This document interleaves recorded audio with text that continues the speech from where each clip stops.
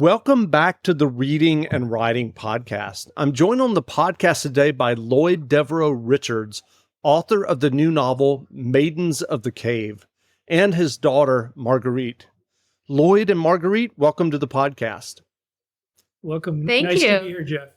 Absolutely. We'll talk about the unexpected success of your first novel, Stone Maidens, in a moment. But first, I wanted to ask you about your brand new novel. If someone hasn't yet heard about your novel, Maidens of the Cave, how would you describe the novel? Well, first off, the lead protagonist in the book is a female FBI forensic scientist. Her name is Christine Prusick. It's set in the Midwest. Her offices are in Chicago, but she, as this book gets into, Chicago FBI office takes in a lot of the Midwestern states. And the particular novel, this is number 2, the second novel, involves co-eds in several universities that their bodies turn up inside caves. And the only similar, they're not molested in any way, but the similar detail to the victims is this circular bruise on the back of their neck. She's brought in book 2, Christine Prusick, to help with a local sheriff that she also helped in book 1, because they had they successfully solved that crime. And she left without getting permission. This is one of her qualities. Once she hears of a case and it's compelling to her, she frequently does not go up the chain of command and get permissions, etc. And there's a new boss that she has in the Chicago office, and this displeases the new boss very much. And so the book has this balance going between Christine as a personality, difficult personality, and an intriguing forensic scientist, and the crime itself and how she gets pulled into it. Do you remember the original idea or impetus that led you to write Maidens of the Cave? Well, actually, it's sort of in a sense, it stems from the first book, in that I went to law school in Indiana. It's set in southern Indiana, as the first book is. And I went to law school in Bloomington, Indiana. And during that time period, I became aware of a series of crimes involving co-eds a lot of hardwood forests that have trails there. And there was a person I knew, a woman, who was attacked but survived. And the nature of her attack was similar when I met her at the hospital after she'd already been assisted. I heard from one of the state detectives investigating that it was very similar in nature to several unsolved murders. And I think that was the beginning of a kernel of my desire to write a book later, when I moved to Vermont, where I live now. Some years after leaving Indiana, that incident also caused this second book, because it also involves the death of co-eds, but it's a very different book qualitatively. But I think I was very impressed geographically with southern Indiana. I think I'm from the East Coast originally, and I didn't know much about the Midwest, but having lived in this southern Indiana for 8 years, working for a judge after I graduated, I really came to love the middle of the United States. We have some of the most beautiful woods in the world.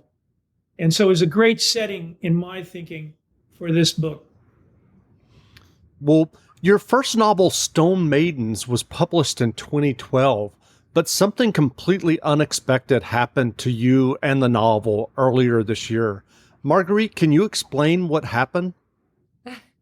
Well, I was inspired by my dad's, love of writing, and low sales, the combination, to make a video. And I made that video, and it obviously went extremely viral. I was hoping to get a few readers, and we ended up getting way more than that. And it's just created this incredible, this wave of everyone loving and knowing my dad and Stone Maidens. So it's just been amazing. Excuse me. Well, I think you may be underselling it just a hair. For those listening who aren't familiar with the story, the original 16-second TikTok video has been viewed more than 56 million times. And I checked before I got on this call, and there are over 46,000 comments on that original 16-second video. What gave you the idea to post that video about your dad and his novel? Well, that exact video, those were kind of the places I grew up watching my dad write, in that exact chair where he was sitting. And I kind of just moved around the room from different places where I used to watch him. So it was sort of as I've been saying, like a little micro memoir for me. And I wanted to do it because I knew he wrote a beautiful book, and I just felt like nobody knew about it. After 11 years, I was certain nobody knew about it. And like I said, I mean, I didn't even really think that far into it. I just thought a few people would learn about it. But yeah, what happened was just magical, really. Sure. And worthy. I mean, he's a beautiful writer, and I think he's a wonderful father. He's a wonderful person. So it's sort of the perfect storm, I guess. And I should add, and we'll talk about this a little bit more, that after I mentioned earlier 56 million views, and after this 16-second video about your dad and his first novel went viral, the sales resulted in the book hitting #1 on Amazon. And I wondered, before you posted that video, were you a big TikTok user yourself? I just consume TikTok. I sometimes posted videos, and I like making videos, and like with the family and my friends, I'm always the one taking pictures. But no, I was not like in this kind of a league before at all. But I do like, checking out other videos. I have an interest in it in that way. But no, nothing like this before. What's the song in the background of that initial video? So I'm not exactly where it's from. Mm-hmm. Well, I know that, but it's a cover. I'm not sure exactly where the audio is from exactly, but it's a cover of John Lennon.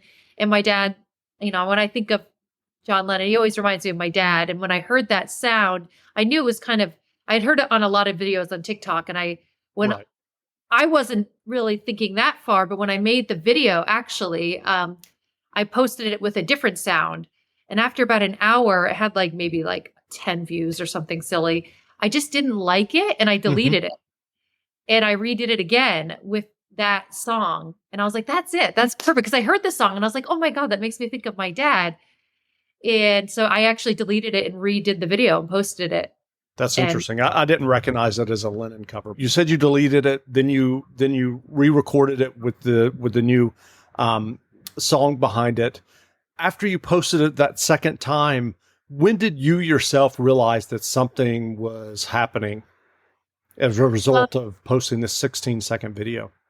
Yeah, when I went to bed that night, a couple hours later, it was at 200 views. And so that's kind of where I thought it was. And I was actually excited because he had 5 followers. And I think someone said, that's how I want to read that book, because I had shown the back of the book in the video so people could read it.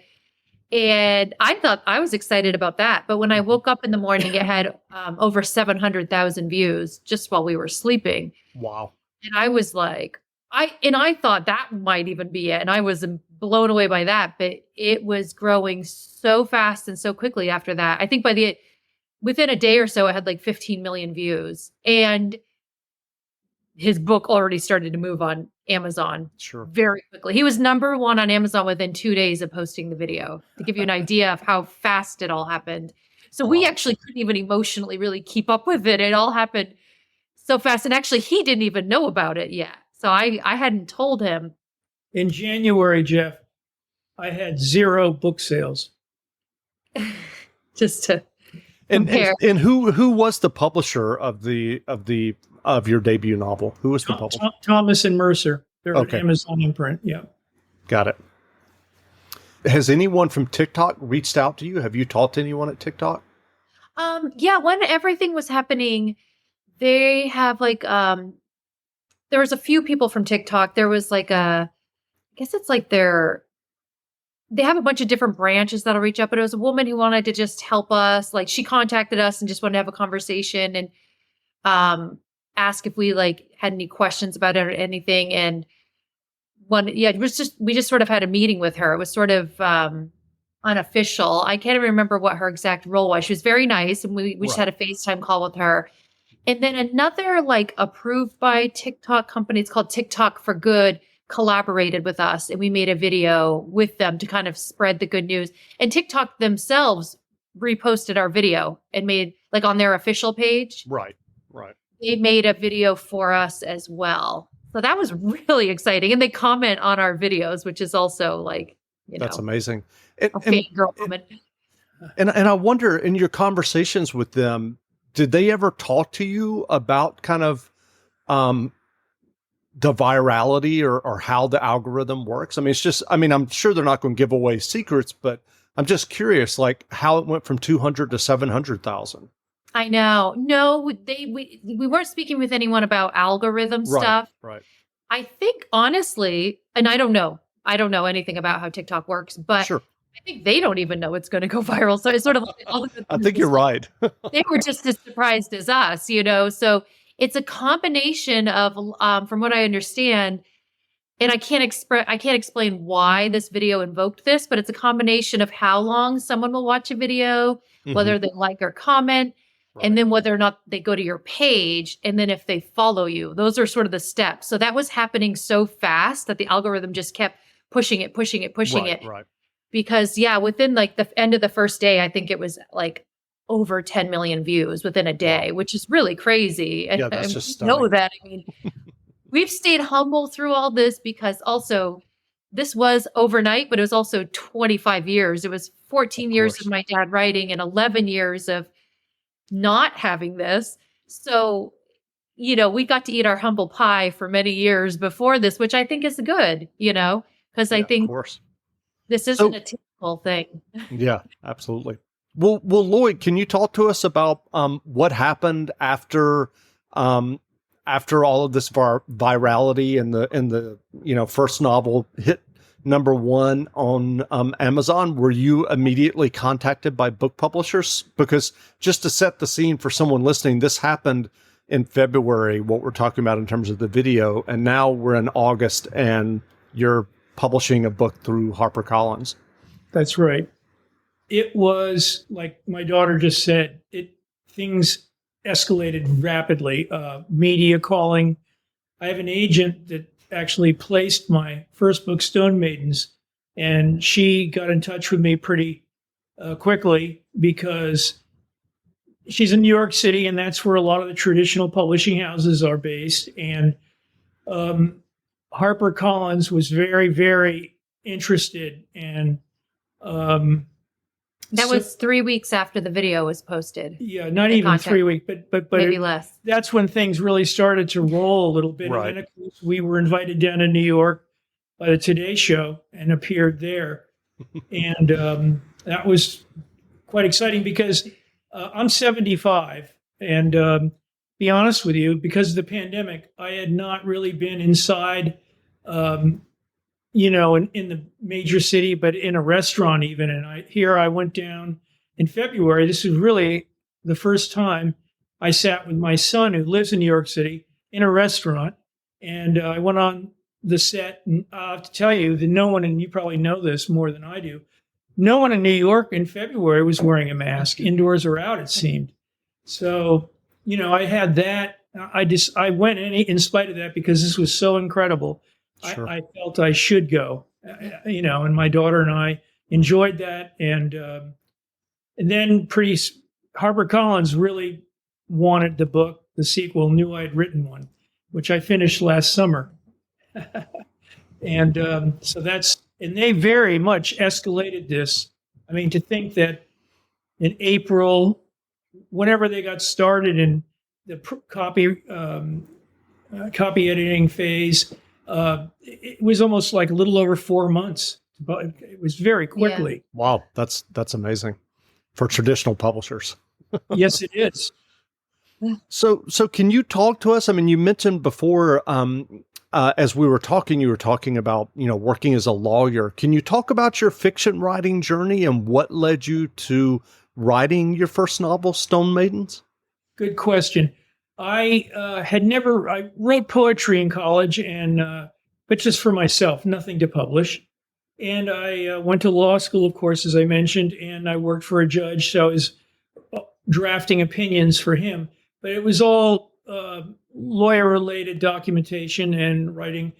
And but when I moved to Vermont to work as a lawyer for a mid-sized life insurance company here in Montpelier, I had during my early years here, I had this desire. Probably I was around 42, 43 years old, to learn how to write. And I wanted to write a book, but I didn't know anything about how to do that. So I basically worked with a professor. We have a writing college, or we did up here, Vermont College of Fine Arts. And I worked with this guy that I met there with some of my ideas. I started writing, and he helped me a lot with front story, back story, pace, dialogue. He took me through what he told me after 2 years. Lloyd, you basically have an MFA, because I worked very hard. This is while I was working full time. So I would work on weekends, and after dinner at night, I would burn the candle at both ends, get up very early in the morning and write then. I had this passion to tell this story that involved a woman being attacked in southern Indiana. And of course, the story is fiction the way I developed it. I became interested in, I don't want to give away the nature of the book, but I became interested in several features of the characters involved, which involved a lot of research on my part to understand better the phenomenon that I was talking about.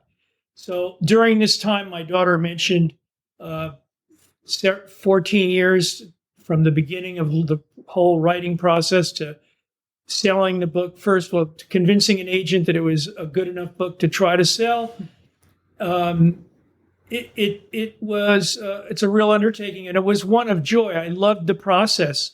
I think for anyone that loves the process of trying to tell a story, and let me tell you, Jeff, I told it wrong every possible way you can imagine. I had no idea what I was doing half the time. And that's okay. I think making mistakes is the best thing, because I got to see, after looking at it over time and figuring it out differently, had a point of view differently. I learned from trial and error. And just because I enjoy the process, I think you have to enjoy the process, because let me tell you, I had no idea that someone would buy my book. I mean, I hoped it might happen. It took me 7 months to get an agent. It's very difficult. Sure. Yeah. And all these things were stepping stones or building blocks, because they tested my desire, and I kept at it. I was determined. I just wouldn't take no for an answer. Well, have you started thinking about or working on a third novel? Oh, I definitely have. It's well underway. I actually wrote during the pandemic a standalone novel, which has been purchased by England. It's called The Runner. I don't know when they're going to publish it, but it could be early next year. But that is an interesting tie-in with the trilogy that I'm working on now, the third installment of the first two books, Stone Maidens and Maidens of the Cave. But it's well along the way. That's great. And I have to say, the reason for that is because, and I want to encourage your listeners, when my daughter made this video and it became viral, only God knows why it did, though, and it instilled in me, when I read all the comments by these people on TikTok that were so positive and loving. It was almost 99% really loved the book. And that just propelled me back into, thinking that, this is something I can continue. And then that was what HarperCollins asked, would he consider a trilogy? And that was all I needed to hear. And I started work on it in the spring. Well, given your experience, taking as long as it did to, as in your words, basically learn how to write a novel, what writing advice would you offer for those who are working on their own stories or novels? I think for me, starting from scratch, it was what I needed to do. I didn't go to an MFA program. I didn't start out trying to write short stories and take courses to learn how to do that. I jumped in with both feet and I landed on my face, but I was persistent. I think persistence is key. My daughter mentions this first video that went viral. They would sit on the office where I wrote the book is on the steps to the attic. And they would frequently walk up the steps, my children, and see me at this primitive computer, because back in the early 90s, it was an IBM. It had a green screen. It was horrible. And, you could type faster than the cursor. It had such low power. But in any event, that's where I started. And I think my advice is don't give up. Don't give up hope. I'm 75. It happened to me later in life. I'm happy. But I never expected it. I'm perfectly happy to accept the other direction. I just think that if you like doing something, keep at it, because otherwise, nothing happens. It's always valuable to try something. And I think failure is the best success, because I learned so much from my failure. I wanted to improve on it. Well, what novels have you read recently that you enjoyed? I've read a number of books in my genre that I enjoy very much. I've reread Thomas Harris's trilogy or 4 books on Hannibal Lecter. I love his writing. He's a brilliant mind.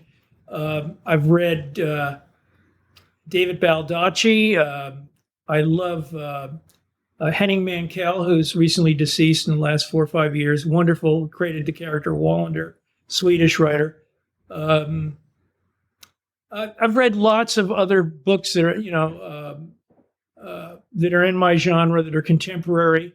I don't know how much it influences me. I know a lot of the books that have been very popular are in the first person point of view. I tend to write in the third person. Mm-hmm. But there's so many good, gifted writers. I'm having a bit of a writer's block remembering all the names. But in the last year, I've read quite a few different books in my genre. Sure. Well, and I like the older ones too. I mean, like I said, Thomas Harris and John Grisham, of course. It doesn't have to be a thriller with murder involved. Like Michael Connelly, he's very good. Sure. And Dennis Lehane is a great writer. Well, Marguerite, where can people find your dad online if they want to learn more about him and his novels? And can you tell the listeners where they can find the TikTok video? Yeah, our TikTok is at Stone Maidens, and we post there regularly, and same with our Instagram, which is stone.maidens. And then we've just started Threads. We don't post there a ton. Mm-hmm.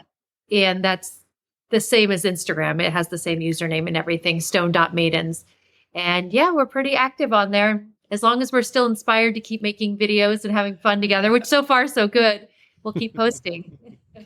That's wonderful. Well, again, we've been speaking to Lloyd Devereux Richards, author of the new novel Maidens of the Cave, and his daughter Marguerite. And the novel is available now, so go buy a copy. And Lloyd and Marguerite, thanks for doing this interview. Thank you, Jeff. Thank you very much, Jeff. Absolutely. Thanks a lot. It was Monday, March 26th, and Christine was running late, as usual. She pulled open the heavy door to the large function room on the mezzanine level of the Chicago Marriott and entered as quietly as she could. The room was dimly lit and filled with agents seated in front of a podium and overhead screen. The door closed behind Christine with a pronounced thump. Patricia Gaston, the new director of the FBI's Chicago branch, glanced up from the podium, squinting in Christine's direction, then proceeded with her comments. With the aid of a laser pointer, Gaston was reviewing a new reorg chart displayed on the screen. Christine searched for her name on the labyrinthine roster of names clustered beneath boxes representing each divisional unit of the branch office. There it was, Christine Prusik, Forensics, near the bottom of the screen, directly under the name Ned Miranda. Who the hell is he? Based on the screen diagram, the revamped structure pushed her further down the hierarchical chain. Not what she'd imagined after 14 successful years at the Bureau. Maybe Roger Thorne, the former Chicago branch director who this past winter had taken a higher-up bureau position in Washington, had alerted the new branch director to Christine's habit of bending, and yes, she admitted, occasionally breaking, the rules. She did have a tendency to go solo without keeping her superiors punctually informed, but it was only because time was of the essence in a criminal investigation. That was a truth that never changed. Christine caught a sideways glimpse of Gaston's flashy red suit when the new branch director stepped away from the podium. The director's voice found its cadence in a confident monotone as she flashed through a series of PowerPoint slides, illustrating a slew of new administrative forms. The laser pointer zigzagged in accompaniment with each new graphic, underscoring the refrain that all personnel were expected to complete these forms and deliver them in a timely fashion to the various unit heads, including Christine, head of the forensics unit, who were required to sign off promptly. Daily, weekly, monthly, quarterly, and annual report forms. Christine shook her head in consternation. Daily reports? What about police work? But a change in management meant putting her best foot forward, and she would give it her best shot. First impressions last longest. She could hear her mother telling her on her first day of 8th grade at St. Agnes's in Detroit. Jortze Prusik had ironed the pleated pale blue blouse of Christine's uniform early that same morning so she'd look her best. Say, "Yes, ma'am," when spoken to, and be sure to always smile. Button your lip unless asked to speak by one of the nuns. Do you hear me, Christine? So Christine had learned the drill. Say yes, smile, and answer politely when asked a question. Unfortunately, she was never very good at that particular drill. Christine scrolled through her phone messages and emails as Gaston droned on. Her phone vibrated. It was the incoming call that she'd been expecting from Dr. Ernie Hansen, the Carbondale, Illinois medical examiner. Local Illinois police had earlier reported that a missing Lincoln Technical College student's dead body had been found on an embankment of the Little Muddy River in a remote quadrant of the Shawnee National Forest in the wilds of southern Illinois. Hansen's call to Christine had come at the recommendation of Dr. Walter Henniger from Crosshaven, Indiana, who'd said good things about Christine's crime-solving abilities based on his work with her on a particularly brutal series of murders during the preceding year. Christine exited the meeting hall to take the call in the lounge. She confirmed her arrangements to meet with the medical examiner the next day at his office in Carbondale, a smallish city of 26,000 located near the bottom of the state, not far from the confluence of the Mississippi and Ohio rivers. She thought it unusual that Hansen would call in the FBI so early. Over the phone, she discerned obvious distress in the doctor's voice, an uneasy bewilderment. Whatever had caused the young victim's death, this local ME clearly wanted her assistance right now. Finishing her call with Hansen, Christine re-entered the meeting room. The overhead lights were now on, and Patricia Gaston was shaking hands and greeting agents up front. A tall, thin man with closely cropped dark hair approached Christine. He cleared his throat. "You must be Christine Prusik," he said tentatively, as if he'd just double-checked her bureau profile picture on the computer system. Christine held out her hand and they shook. "And you must be Ned Miranda," she said, recalling the name directly above hers on the overhead screen. He nodded and forced a quick smile, glancing back at Patricia Gaston, who was making her way toward them. Watching the slight, well-tanned woman now in charge of Chicago's bureau branch shake hands as she walked down the aisle, Christine felt a sudden apprehension. Regardless of how well-intentioned and conscientious Miranda may be in performing his duties, this younger agent was now her new boss, and she, Christine, was now twice removed from the branch office's topmost command. Whatever else this meant, it couldn't be good news. Miranda made the introductions, and the forensic anthropologist offered her hand to Gaston, whose thin fingers barely pressed the ends of Christine's. It was an awkward shake that felt, more than anything else, like a queen obliging her subject. Ned's told me so much about you, Christine. You've quite a storied history. So many unusual cases that you've worked on. Why, thank you, Director Gaston, Christine said politely, unable to tell whether she'd just been complimented or mocked. I asked Ned to mark out some time for us all, perhaps later this week, when we could discuss the direction of the forensics unit. Christine nodded in what she hoped was a cheerful manner. Gaston's choice of the word direction sounded like ominous code for it's time to dismantle and retrofit the forensics team. Look, Christine said, setting aside departmental worries. I have an important matter to bring to your attention, Patricia. It really can't wait. I've received 2 calls from downstate. A Carbondale ME who's got a body, a young college student who'd been missing for a number of days. They found her body today under bizarre circumstances. He's requested our help. Ned, I have to run. Gaston pressed her hand on Miranda's forearm and lifted her shiny leather briefcase from the floor. It was so nice meeting you, Christine. She left the room. Give me a sec, Christine, Ned said, gesturing for her to wait as he followed the branch director out the door. Christine couldn't believe her eyes and ears. Gaston hadn't shown the least bit of interest in the news of a young woman's death that fell squarely within her lawful jurisdiction. Prusik had a sinking feeling that she and her forensics team were headed for darker days. Technically speaking, Christine's field of expertise, forensic anthropology, was largely limited to the study of skeletal remains in order to decipher how a particular death may have resulted, naturally, by suicide or homicide. She was a duly certified member of the American Board of Forensic Anthropology, though she'd never felt it necessary to add the acronym ABFA to her stationery or business cards for purposes of getting her job done. If it was determined that a death had been caused by a third person or persons, it was the forensic anthropologist's job to pick up any clues that could be gleaned from the bone evidence in order to identify the cause of death and the circumstances, if possible. With any luck, and a thorough examination of the site where remains are found, a good forensic anthropologist might gain some sense of the who, when, why, and how. Christine relied heavily upon the technical and scientific colleagues who composed her forensics team, and they, in turn, relied on sophisticated lab testing and software analysis to enhance any clues recovered.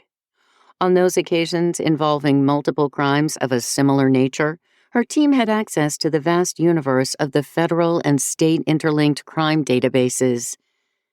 Steady budgetary cutbacks, except in the case of a few departments that were the recipients of colossal fiscal increases for the war on terror, had put pressure on all regional bureau laboratory teams to commingle resources and participate with other departments in the handling and examining of major crime scene evidence. Increasingly, therefore, Christine and her forensic team were expected to investigate all major crimes assigned to them, including the examination of dead bodies in various states of decomposition, not just skeletal remains. Christine had taken several years of postdoctoral training and become quite adept at postmortem exams. She generally welcomed the added responsibility, finding fieldwork and postmortems a challenge and an opportunity to escape the daily drudgery of desk work and the insidious torment of office politics that went with it. A minute later, Miranda came striding back into the meeting room, grooves deepening across his forehead. "What's wrong?" he said. "You look upset." "Me? Upset? That the new branch director has zero interest in a murder case in her jurisdiction?" Christine forced a chuckle, shaking her head in disapproval. "This is a significant matter, Ned, and it will most likely require our resources straight away." "Listen, Christine." Miranda stood closer to her, so not to be overheard by hotel staff busily at work cleaning the carpet. "If you'd made the meeting on time, you would have understood the reason for the new reorg chart. Miranda was right. She'd come in at the end of Patricia Gaston's remarks and only glanced at the overhead screen before ducking out to take the call from the Carbondale ME. Clearly, she'd missed something important. Okay, then, what exactly is going on? Patricia has asked all unit heads, including forensics, to produce detailed technical descriptions for each position under your direct or indirect supervision. As a unit head, you are responsible to see to it that each of your direct reports completes a professional and technical qualifications profile consistent with the Hayes-Stanley worksheet in 2 weeks' time. Professional and technical qualifications profile? What the hell is that? Miranda gave her a cut-the-crap look. The PTQP program is combined with the Hayes-Stanley worksheet. A software link is in an email that was already sent to you and all other agents. Click on the link, then log on, creating a unique password. The program will load and guide you and each member of your forensic team on how to address and complete the worksheet, using special metrics devised for the purpose. Christine felt suddenly fatigued. Regardless of whether you like what I'm telling you, keep in mind, Christine, that completing it accurately and timely is crucial, as it ties directly to salary and bonus scales. Miranda paused and then added, "Oh, and one other thing. Developing the final document for your unit's reports will require your attendance at a unit head meeting to be held twice a week until completion." Filling out forms was foreign to her DNA. Christine abhorred chain of command speak and the accompanying hierarchical administration, who reports to whom, that invariably brings a slowdown in the field, if not a complete stoppage, as now apparently would be the case, she feared. Getting her real job done took precedence. It just had to. Come on, Ned. The local police depend on us. So, now what?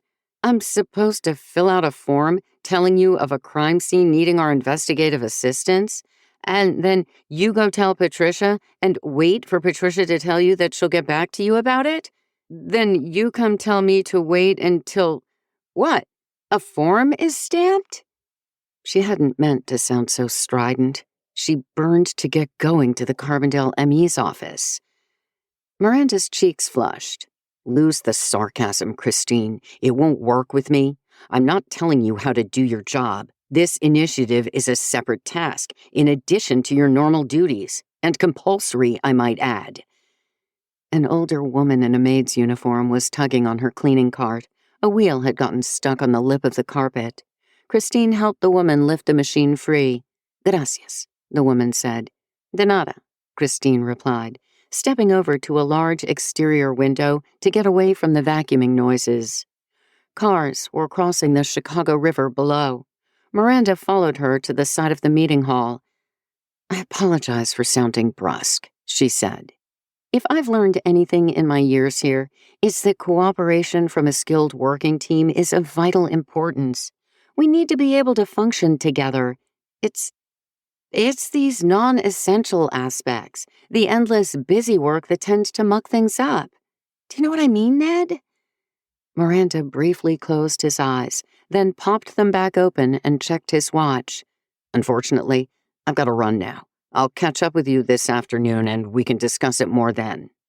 He strode off, leaving her standing in the hall while the cleaning crew bustled around her.